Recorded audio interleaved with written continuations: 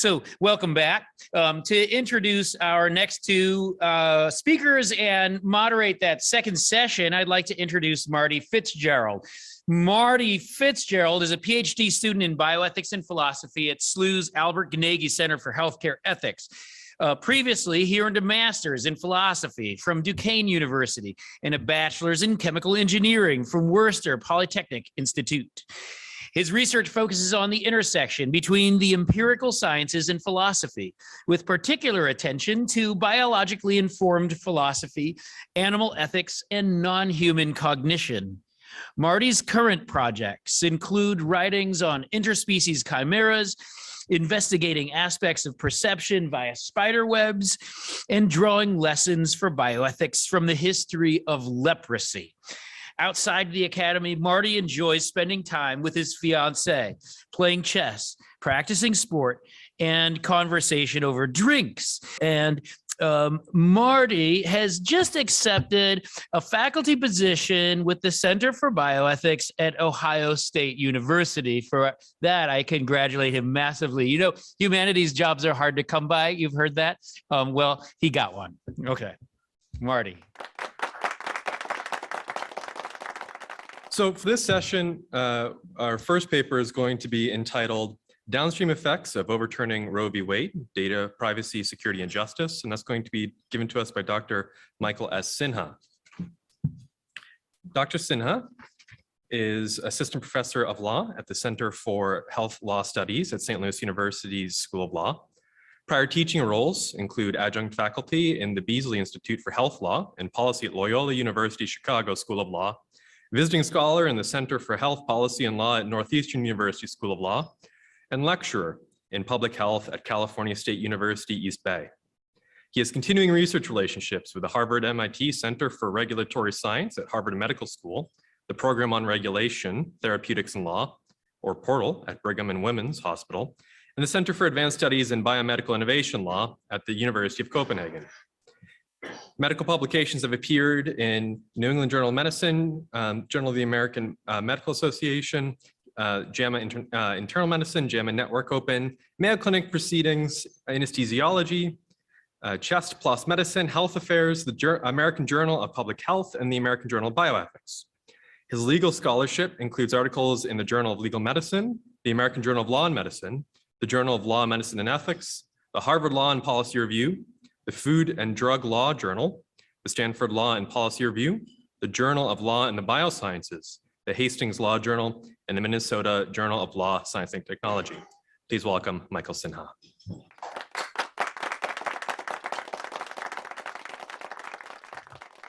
Thank you very much for that kind introduction.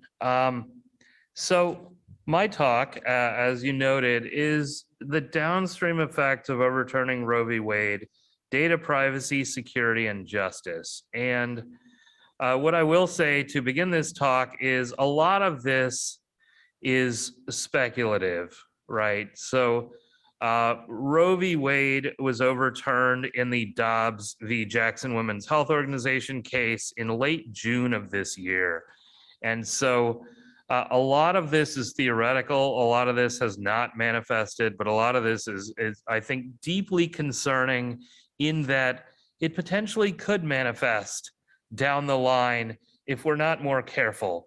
So it's a confluence of our data being available so readily in so many different ways by so many different entities, and the privacy of that data, especially if it were to fall into the wrong hands or be misused.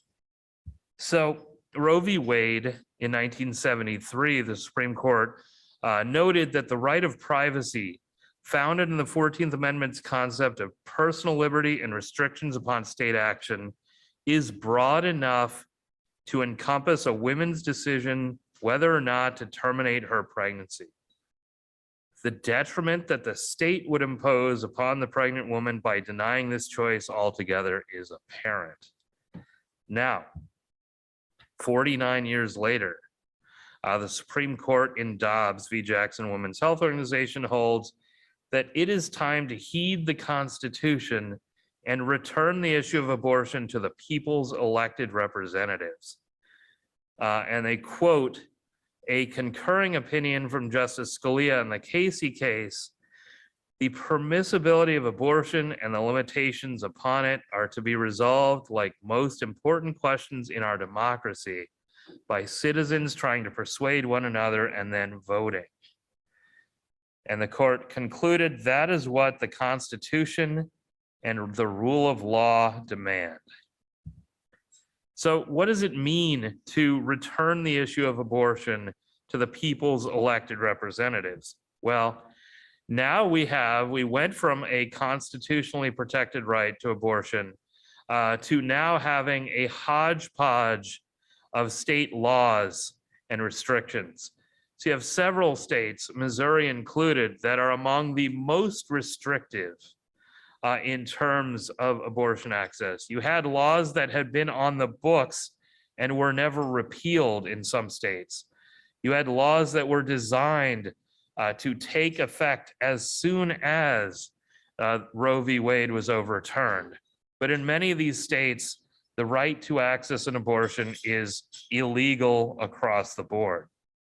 There are other states that are extremely permissible in that they provide additional protections. They actually expand access to abortion care to individuals living and residing in those states. And so what we can see here are inter-border conflicts.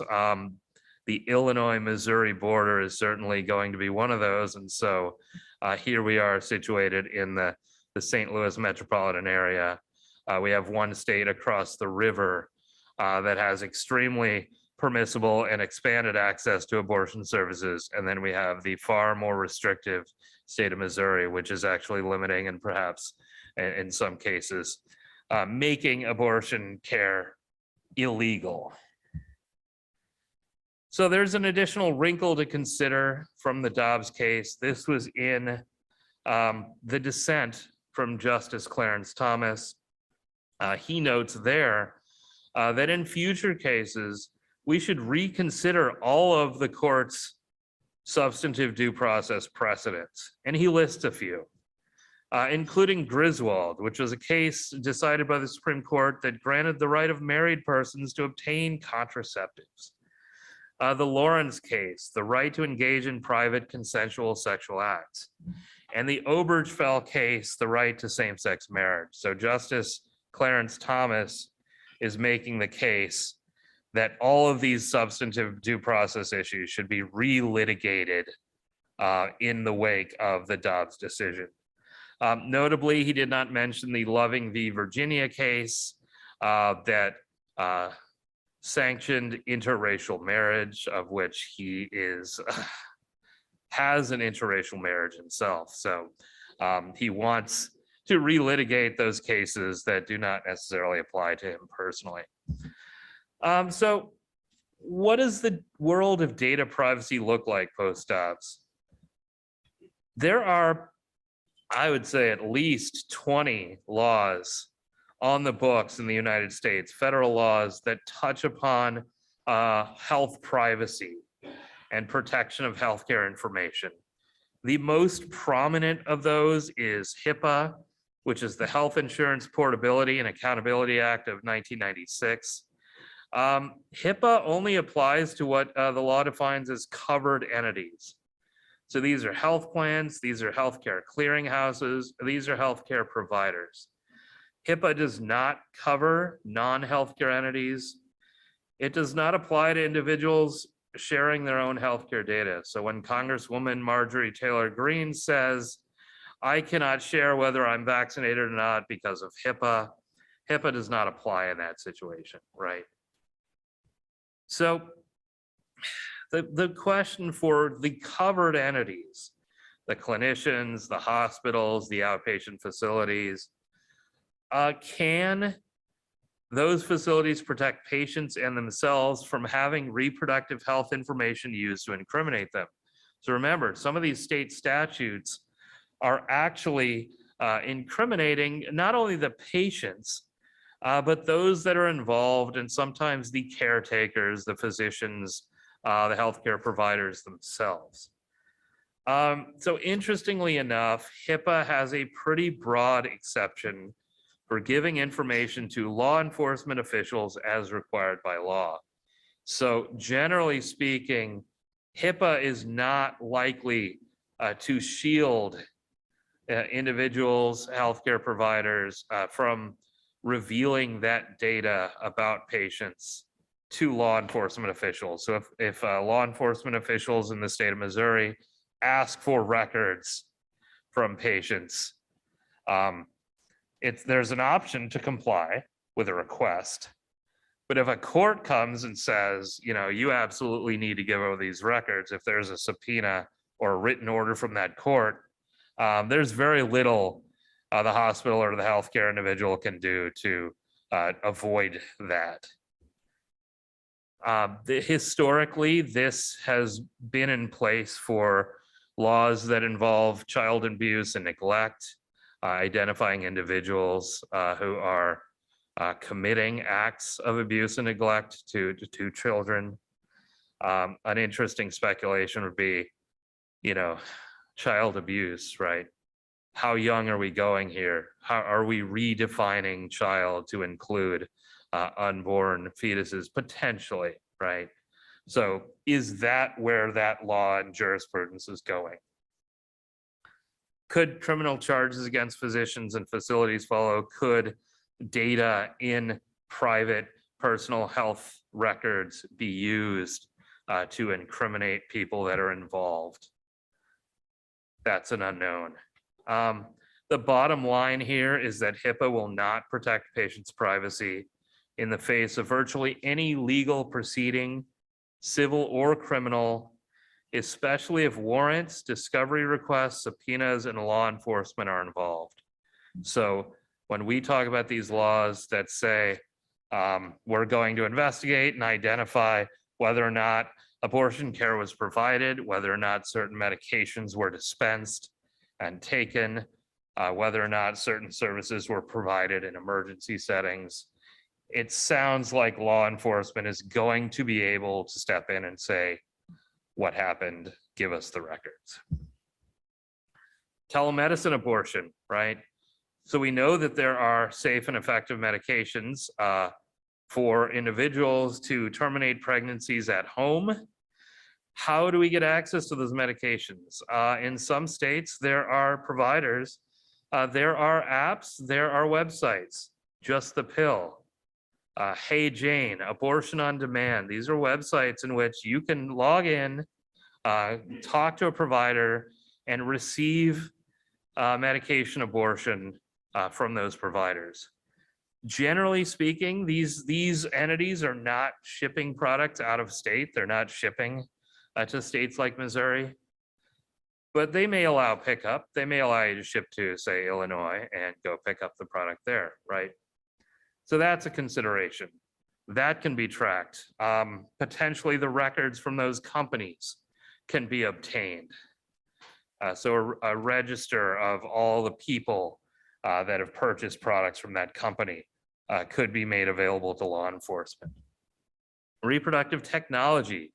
So we don't necessarily think of IVF in the same context, but if we're redefining life in terms of, and we're conceptualizing life in the context of embryos, then embryos that are discarded after successful IVF, embryos that are still frozen and cryopreserved for IVF down the line, there's a real risk that the individuals who are involved will not have the autonomy to do what they want with those embryos. And so many of them are trying to ship them to other states in which they will have protections.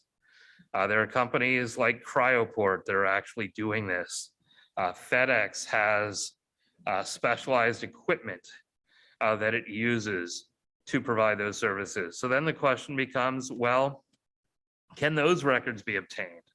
Can we go to FedEx and demand a list of the names of everybody Can a law enforcement official go to FedEx and say, give me your list of everyone who has used this service in the last, say, 6 months? There are matching agencies that help find donors and surrogates. They're not going to fall within HIPAA. And other procurement agencies for a specimen may not also fall under HIPAA if they're simply providing specimen and not providing healthcare services. So we know that HIPAA is not a great shield. Congress is seeking to protect patients in other ways. There are bills that are before Congress seeking to expand protections to cover these gaps in the existing laws. Some are concerned if those laws don't go far enough. Others are concerned that those laws are simply not going to be enforceable. But Congress is thinking about this. But the other flip side of this coin is not just the healthcare records, the access to healthcare services, the documentation that occurs when we go seek healthcare services. What happens when we choose to share our own private health information in certain settings? So the social media. The Center for Plain Language describes privacy policies on social media. A privacy policy that consumers are unlikely to read or understand provides no protection whatsoever. So much for privacy in those settings. One author who studies this work noted regarding Facebook and Meta are essentially betting that most users have accepted this bargain, that they have priced in a privacy trade-off in exchange for social connection, fun, and business. So they're acknowledging that they're surrendering privacy in exchange for everything else they get as a benefit for using the service.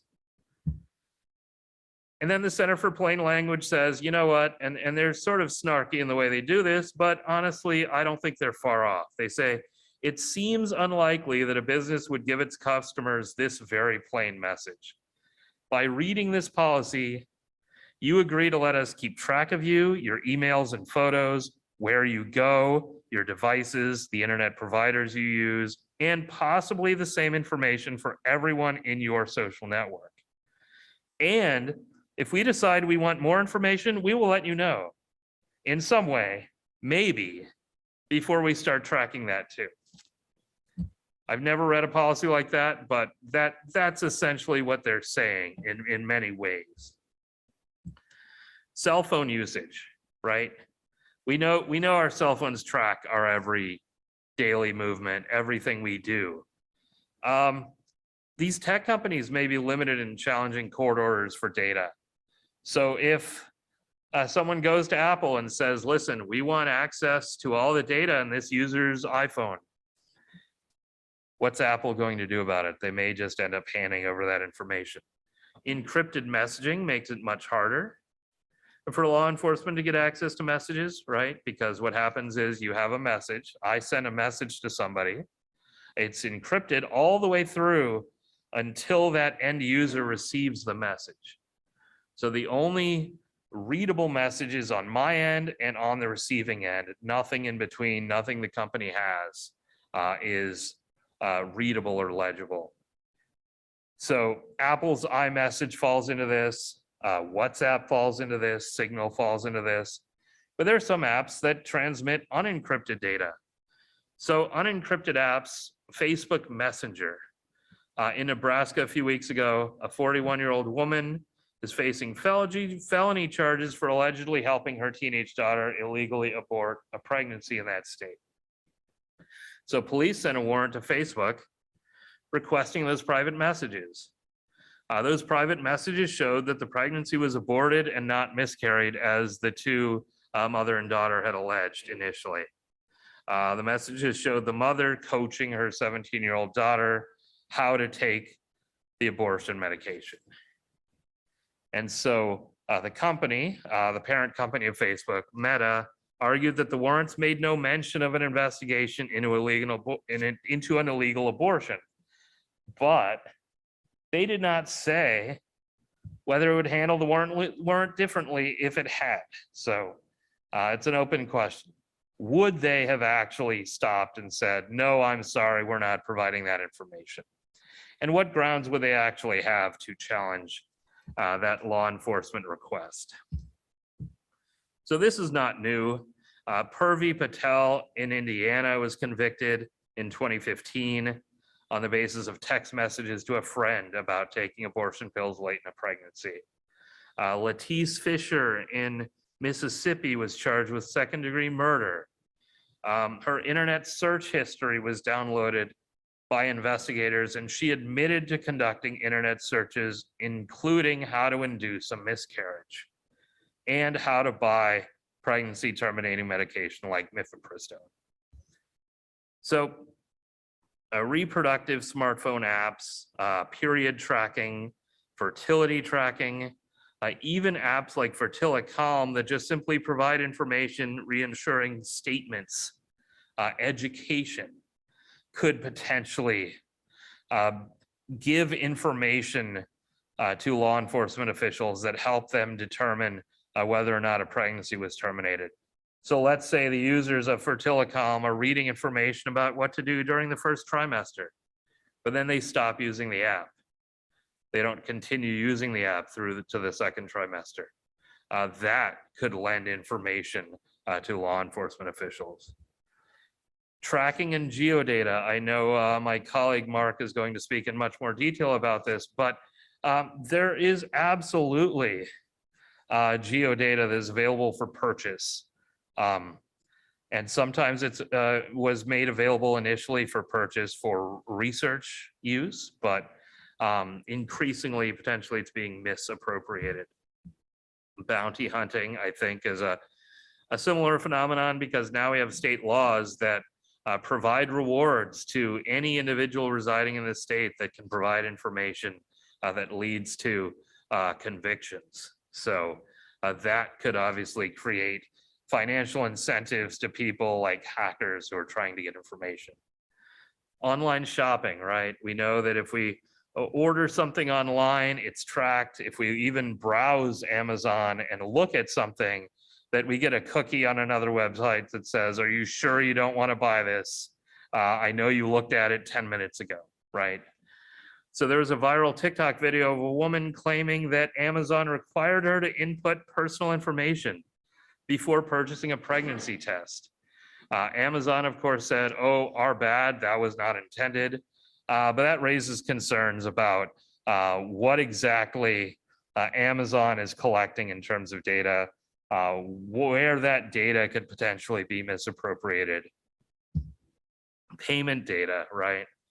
So let's say even if HIPAA protected an individual's medical data, medical and billing records could become publicly available. There might be a record of a purchase at a pharmacy that only sells abortion pills.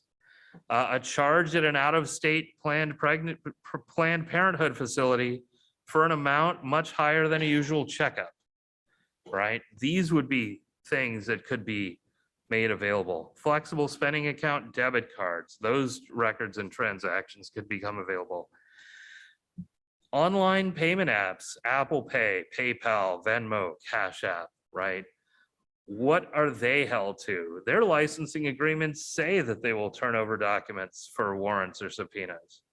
Banks may be much more reluctant to turn over that data. These online cash pay apps say that they're just going to comply if you read their user agreements. Even cryptocurrency can still leave somewhat of a paper trail. So that's not a permanent solution either. So what happens next? As I said, this talk generated more questions than answers. We're going to start to see the downstream impacts of the post-Dobbs universe in terms of reproductive rights as we move forward. A lot of this is theoretical and unknown, but a lot of this is honestly terrifying if you ask me. And I think it should raise real concerns about how we view data privacy in this country, whether it's healthcare protected information or other personal information, and that we acknowledge that there is a real blurring of those two universes. It's not like protected healthcare information exists in this silo, and then everything else we do exists over here. We're starting to see those universes blur. What are the implications of that? And where do we go from here? You know, it's really uncertain, but these are just some of the issues that I wanted to highlight. Thank you.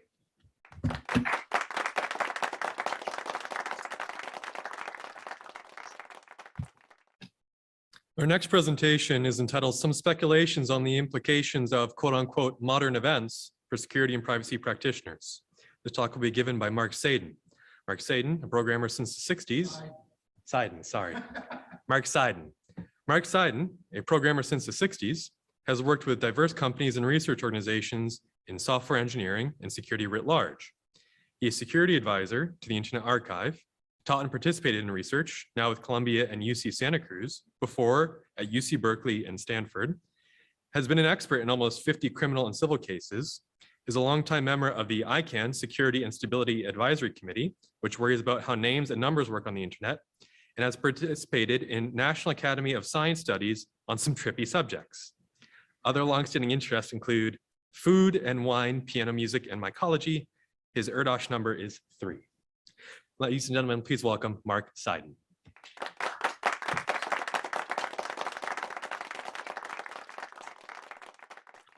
Yes, happy to be here.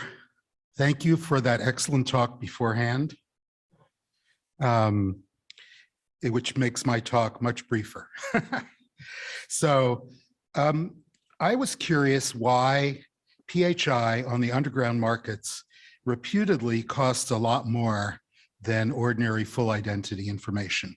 It set off my crap detector that that was the case, because I couldn't quite see how the medical part of it could be monetized by criminals. Well, we had a good example of the guys who went directly to people who had embarrassing indications, you know, ransoming their information for Bitcoin on an individual, on a retail basis. Well, that's possible, but that was the first case I've ever heard of that. So, you know, the press reports that your medical record is worth more to hackers than your credit card is. So, well, we know how credit cards and identities are monetized. They apply for a mortgage on your house.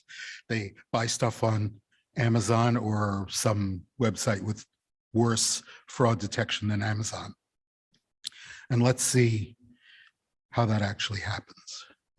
There's a lot of FUD in the quote studies that are cited, you know, saying things like stolen patient health records can cost hundreds of dollars, $363, $4,700 for 10, $500 a patient. And these are all studies from people who are trying to sell you something or your institution something, security. But these studies are mostly just badly designed. So here's an example. You know, look at the second paragraph. It says if your PHI does wind up on the black market after data breach, your electronic health record could sell for $1.50 to $10. Well, and then the average profit per stolen record is $20,000 if the buyer can commit medical billing fraud, identity theft, and other shady activities. If the record could be monetized for $20,000, why would they sell it for $1.50 to $10? You know, stuff like that makes no sense. I mean, does that mean 1 out of 100 records can be monetized and the rest are worthless? The numbers just don't add up. You know, so one of the problems with these studies is that there are lots of small breaches, and the small breaches typically sell at $10 a record, and the large breaches sell at 10 cents a record. And that's because the cost of doing a transaction is a fixed cost. But these studies all average the numbers. So it ends up with an artificially high number. This is an eye chart, and I won't go through it with you, but it's 2 months worth of dark market offers in 2020, and they calculated an average value for about 2 large breaches and the rest all small ones. Some of the small ones are interesting. You might, if you look at the paper, there are things like prescription, copies of images of prescriptions so people could fake those, or other kinds of things to impersonate a provider. The study says who is buying, we honestly don't know. It would be nice to figure that out, but also the calculations are wrong. They're off by orders of magnitude. They cite cents rather than dollars in some of the columns, and they're actually dollars. One of them's off by 10, a factor of 10. Well, how do you find such data? You may be unfamiliar with this, so this is kind of like a lightning tour of the dark markets. They advertise. They're open about what they sell: fraud, drugs, digital products, bulletproof hosting. You can register as a buyer or a seller. It's really easy, but it's harder to be a seller because you have to accrue reputation reported by actual buyers through the market, which, by the way, uses cryptocurrency for payments. And you can see that if you look at the fine print, that this particular vendor has a good reputation accrued as reported by actual buyers. So here was a recent offer on a dark market of Missouri Fresh Fulls, that is full identities, 197 records, $15. So that's about 8 cents per record. And if you look in the white section over there, name, address, social security number, driver's license, and expiration, preparer tax identification number, interim preparer tax identification number, employee ID number, individual taxpayer identification number, etc., but also car license plate, birthplace, template driver's license scan, or passport scan. So one might ask, where are they getting this data from? Who has this kind of data? I don't think they're assembling it and fusing it from multiple sources, but I can't imagine who would have this particular set of data. If you can, please tell me. You can see on the left side, that's the actual posting of the offer, and they take cryptocurrency for the transaction. You might buy some just, out of curiosity, because anyone can. So how could this data be used in some alternative medical fraud scenarios?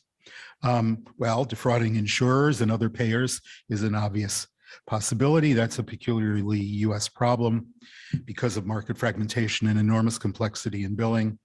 Do we see authentic providers billing fraudulently for their actual patients? Or on the other hand, well, that's false claims for services not provided. Or are we talking about phony or compromised providers fabricating entirely fraudulent claims? But there are lots of risky to the billers opportunities for fraud which don't need to leverage breached PHI at all, because they know everything about you already, so the breach doesn't help them. Finally, I found a study that I actually like by a PhD in accounting and a CPA. I didn't know they give PhDs in accounting, and a economist at Hopkins, who talks about, they studied 10 years worth of breaches, 1461 data breaches of almost 1,400 entities over a 10-year period, covering 170 million Americans. And they broke the data into 3 groups: the demographic data, the service and financial information, and the medical info, diagnosis, treatment, meds. Sensitive data includes substance abuse records, HIV and STD, mental health info, cancer diagnoses. And they reported that most of the breaches involved identity data, but not medical data. Only 2% of the breaches involved sensitive health information, which is only 2.5 million people over 10 years. So, and their conclusion, which I think makes perfect sense, is that the criminals are attacking healthcare because it's an easy way to get identity data to monetize. They're not particularly interested going after the healthcare data, especially the sensitive healthcare data, except for the real scumbags who will monetize anything.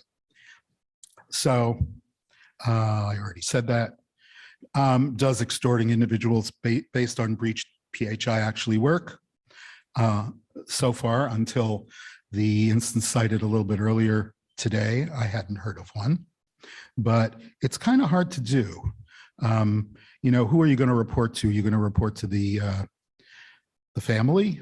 Who is it who's interested in the sensitive data? Now, breaches of PHI are often ransom to the institution, pay us Bitcoin or we'll post it to the net.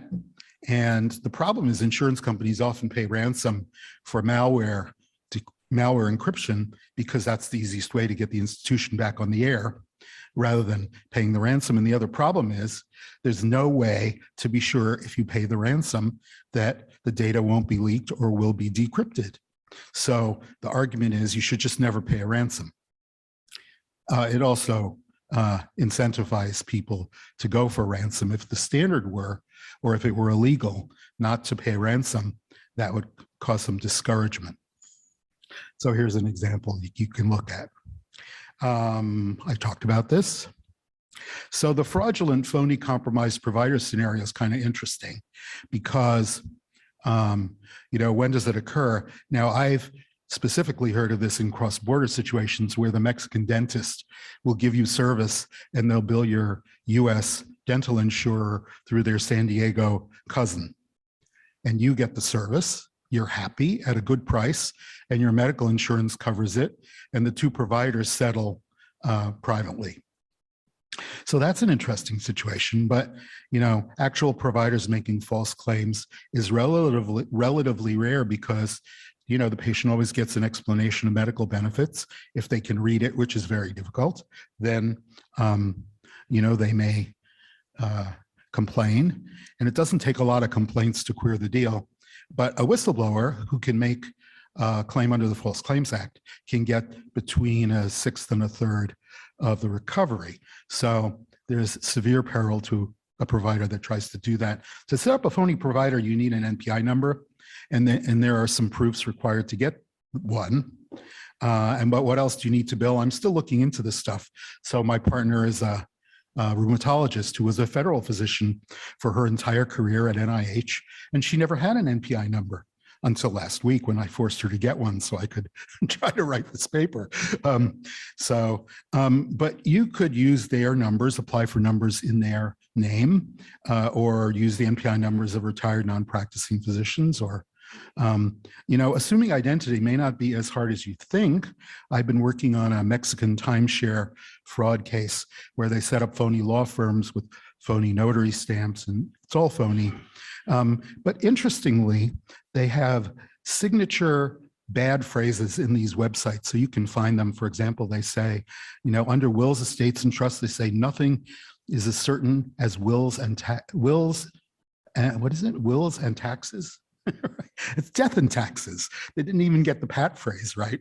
So if you look for if you Google whack for all the websites that have wills and taxes in them, moreover, there's a completely bogus sentence right after that.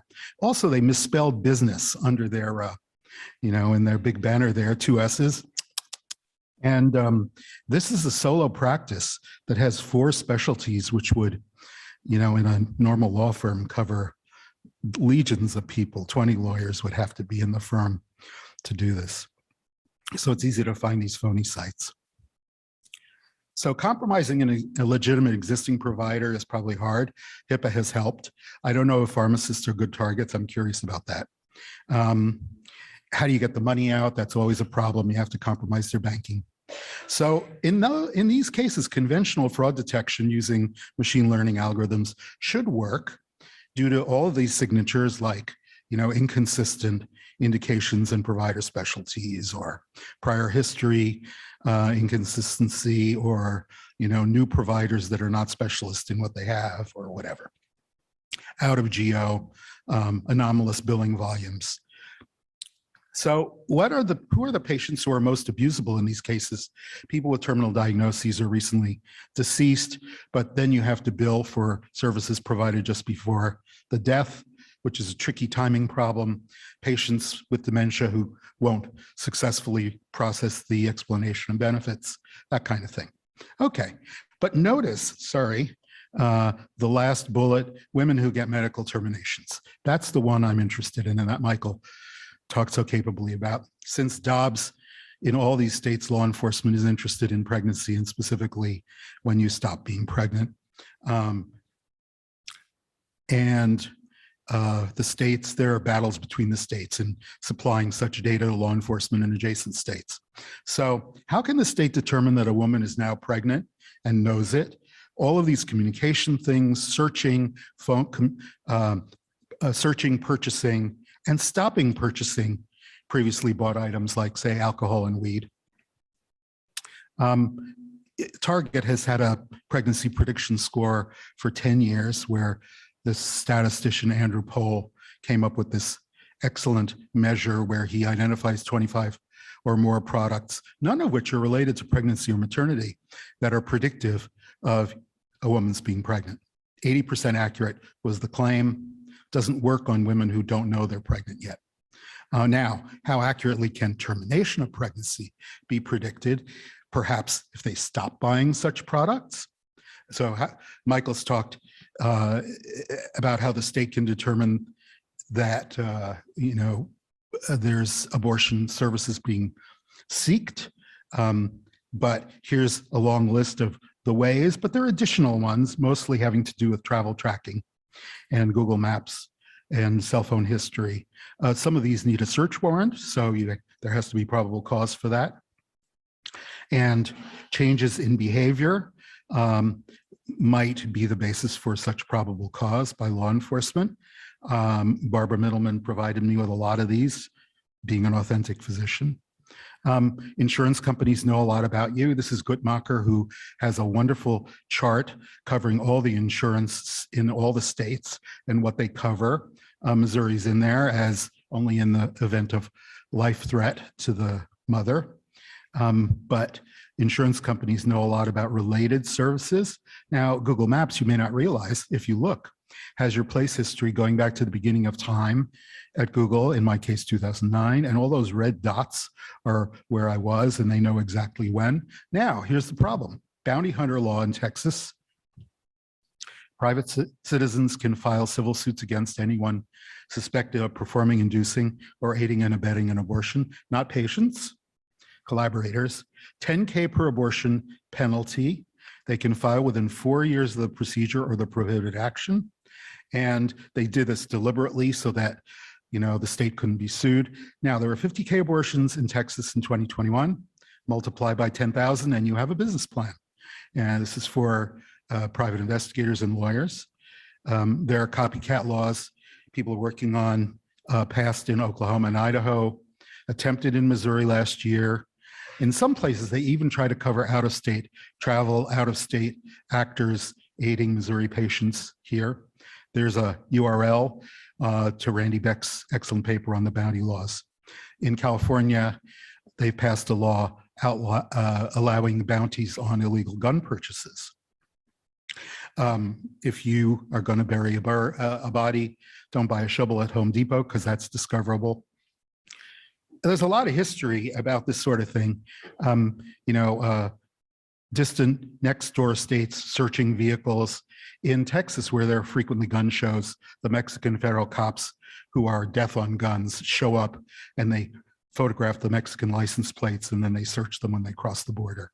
It's just a matter of time before they start taxing you based on your cell phone. The Nebraska case, somewhat celebrated, Michael talked about. So just delete your Facebook messages, right? So here's how to delete a conversation in Facebook. Notice it says if you want to delete an entire conversation, you can do that, but all your counterparties have to delete it also. What are the chances that everyone you communicated with will actually delete it? Unlikely. Remember, if you are paying for it, you are the product. So here was an interesting one that came up. This employee who was fired and claimed without basis claims Facebook created a secret tool to read users' deleted messages for the benefit of law enforcement. So I'm following this one closely because delete doesn't even mean delete in Facebook. Here's an interesting one, and this was only 2 days ago.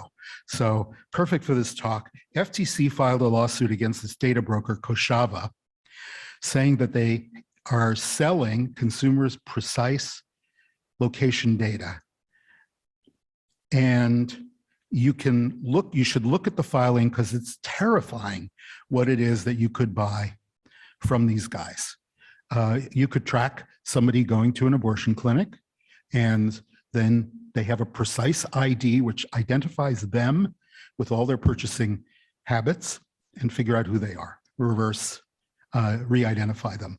You can, if you're a lawyer or a PI, you can buy vehicle tracking data from LexisNexis or from TLO, now owned by a credit bureau, and they will track you. The way they do it is they hire tow truck drivers to photograph all the license plates in a shopping mall.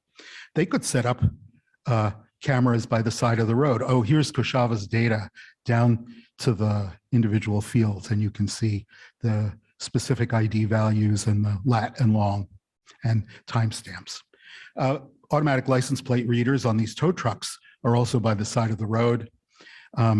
Some local police departments, for their public safety, will share their license plate sightings with this private company. 5 billion scans at Vigilant Solutions, 1.5 billion came from law enforcement, and you can't hide your license plate legally. So this is an increasing problem. Of course, you can set up your own license plate reader for about $500 a month. That's the little ad on the left. Put it in a vehicle. It covers multiple lanes. If you don't want to fixed mount it on a pole, which also works, but you could park your van outside the abortion clinic and capture all the license plates. It even works on all of these nicely decorated vehicles, which I thought might entertain you. So here's how you execute on the business plan. Use the license plate readers and data brokers for intake. Precisely geolocate the patients at the clinics. Use paid snitches. Use the purchasing databases. And by the way, if you buy anything on the loyalty card at Rite Aid or CVS, it cuts a record, which goes in a database of purchasing. Add breached sensitive medical data to TASTE if you want to actually pay for it. You could use the behavioral data, which we both talked about, to predict pregnancy and termination of pregnancy. If there's no certificate of live birth filed within 9 months, then could be a problem. Then you can push the envelope on subpoenas or probable cause for search if you're law enforcement, and they will. And if by now you aren't outraged, you haven't been paying attention to what's going on. We have been building this surveillance infrastructure for years for advertising. People are no longer in control of their presumed to be private communication, and the only thing you can do is try to recapture it. Happy to take questions if there's time.